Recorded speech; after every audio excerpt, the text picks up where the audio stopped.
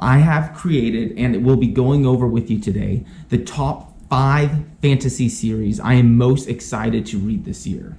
Before we get started, I do want to say that besides the first series in this book, all the others aren't in any particular order.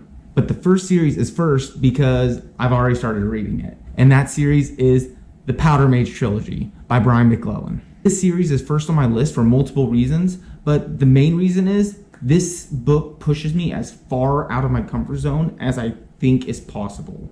I'm used to reading stories about dragons and knights and magic, and the most advanced weapon is probably a crossbow. The Mage Trilogy, on the other hand, is flintlock fantasy. So they're using guns.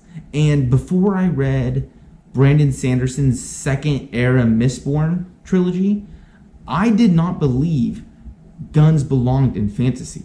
Let me put it this way. I had finished the rest of the Cosmere, and I was holding out reading that last trilogy because it had guns. That's how hesitant I was because of it.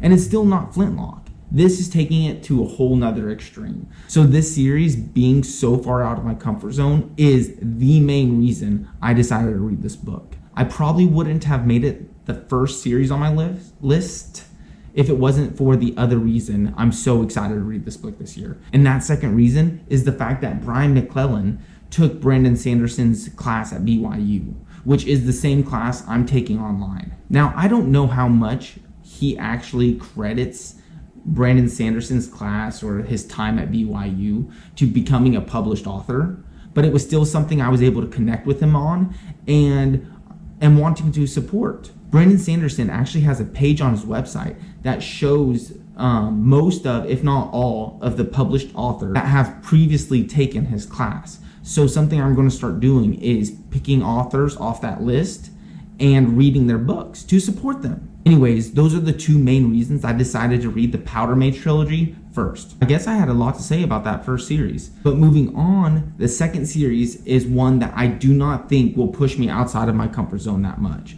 This is everything I look for in a fantasy book. This book would have drawn me even if I wasn't trying to become better read in fantasy. And that is the Mistborn Trilogy by R.F. Guan. This book is supposed to be one of the most grim, dark fantasies in the genre right now, which I love. And it's supposed to be parallel to real-world events, which is awesome. A fantasy story based on real-world events, it can't get much cooler than that. The last thing I will say about the Mistborn Trilogy is that it was written by R.F. Guan when she was going through graduate school. It's something that I feel like I could connect with the author on, since one of my goals is to write a book while I'm going through medical school. For those reasons, plus the fact that I've heard almost nothing bad spoken about this book, is the reason why it's one of my top 5 fantasy series to read this year. Unlike the Mistborn Trilogy, this next series on my list is one I would not be reading if it was not for BookTube. And that series is The Gentleman Bastards by Scott Lynch. This book seems to be all over BookTube, and everybody has the highest praise for it. They talk about the prose, the plot, how magic isn't really at the forefront of the book, how it kind of acts in the background. All this has really caught my attention. But since one of my goals is to step out of my comfort zone, this is another one that I decided to go off of because everyone talks so highly of it. Number 4 on my list is Tigana by Guy Gavriel Kay. And the first thing that drew my attention to this book was the fact that it was on all the top 20 and top 50 best books in fantasy. When I was picking out my top 5 fantasy series I wanted to read this year, one of the things I did was check out those top 20 and 50 lists to make sure that I was reading things that would be of good quality. And this book was on every single one of them. And what's weird about it is a lot of the books on those lists, I at least had heard of them before. I recognized their names. I'd never heard of Tigana before. So that's what initially drew my eye. I was reading about it. I find out that not only is it considered one of the greatest of all times, but it's also a standalone. That really drew my attention because I don't think I've read any standalone fantasy books now that I'm thinking about it.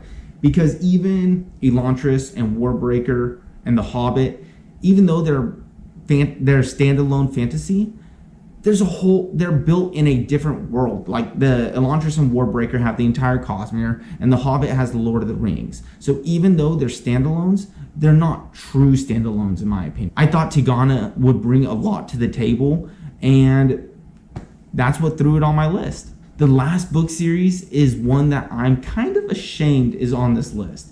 And not because it's not a good book, I couldn't tell you either way, but because it's a classic. It's a series that I've heard about since childhood, but has never pulled the trigger and actually read.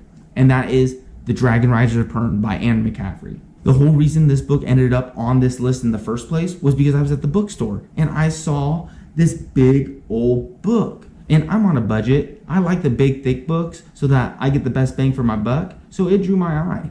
And come to find out, it's the first 3 of her books all into one, called The Dragon Riders of Pern. When I saw that book there, I said, no better time than the present. I bought it. It's sitting upstairs. It's here and ready to be read. It may be the next one I read right after I finish Promise of Blood. We will see. I'm just going to be happy to finally be able to say that I read a Dragon Riders of Pern book. Anyways, that's my list. Let me know what you guys think about it. Let me know if I totally missed something that needs to be on this list. Like, what would you guys put? What am I missing? Let me know in the comments, and thanks for watching. I'll be back soon, and until then, I hope you guys are reading lots and exploring a whole bunch of cool new worlds, and hope to see you back here soon. Thanks.